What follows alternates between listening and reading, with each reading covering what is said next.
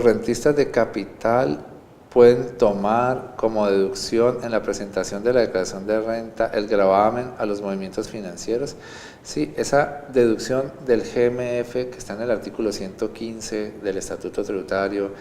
y que me dice que sin importar que tenga relación de causalidad con mis ingresos, yo puedo restarme en mi declaración de renta el 50% de lo que haya pagado por el GMF. Esa es una deducción que puede ser incluida en cualquiera de las cédulas que aceptan deducciones, o sea, en la cédula de rentas de trabajo o en la cédula de rentas de capital o en la cédula de rentas no laborales. En la de pensiones no se puede porque esa no acepta ningún tipo de deducción, y en la de dividendos tampoco se puede porque no acepta deducciones. Pero entonces ese GMF se puede incluir en cualquiera de las tres cédulas y eso se los confirma, por ejemplo, el artículo,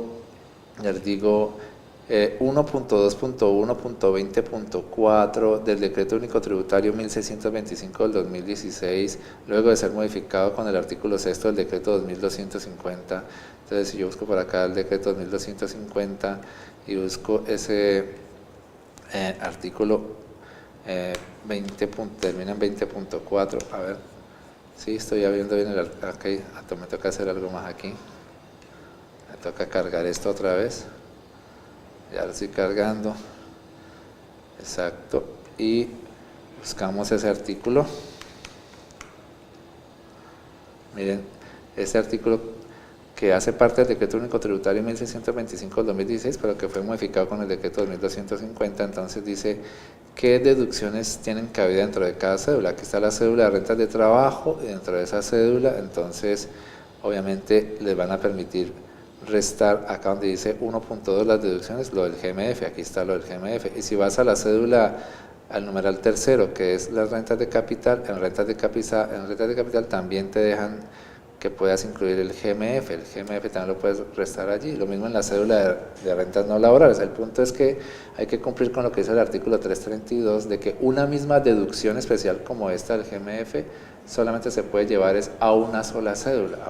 usted tiene que escoger a cuál de las cédulas lo va a llevar, listo. Y sin embargo, tomen en cuenta que la DIAN por ahí sacó una doctrina que favorece a los contribuyentes, pero que al final es como si la DIAN se hubiera clavado el cuchillo porque les va a dar la oportunidad a los contribuyentes de violar lo de los límites de cada cédula. Esa doctrina está en la respuesta a la pregunta número 1.23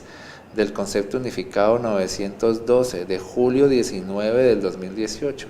Allí la DIAN se puso a interpretar el artículo 332 que me dice que una misma deducción solamente puede estar en una sola cédula, la que yo escoja, pero puso el ejemplo del GMF y dijo que, sin embargo, eso no impide que si yo tengo 2 millones de pesos de GMF, que yo lo pueda proporcionar por pedacitos y meter entre las tres cédulas que aceptan deducciones, meter un pedacito en cada cédula.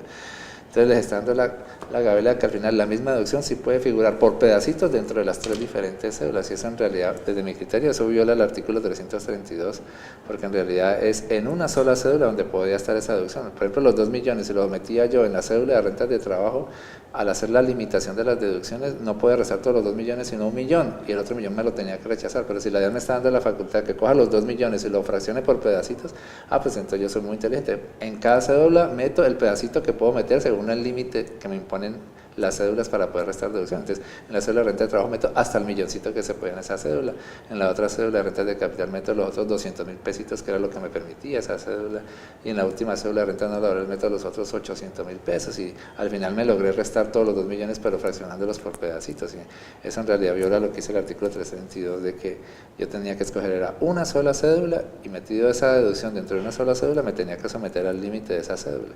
Pero bueno, ahí está la doctrina, y mientras las doctrinas favorezcan a los contribuyentes las pueden usar.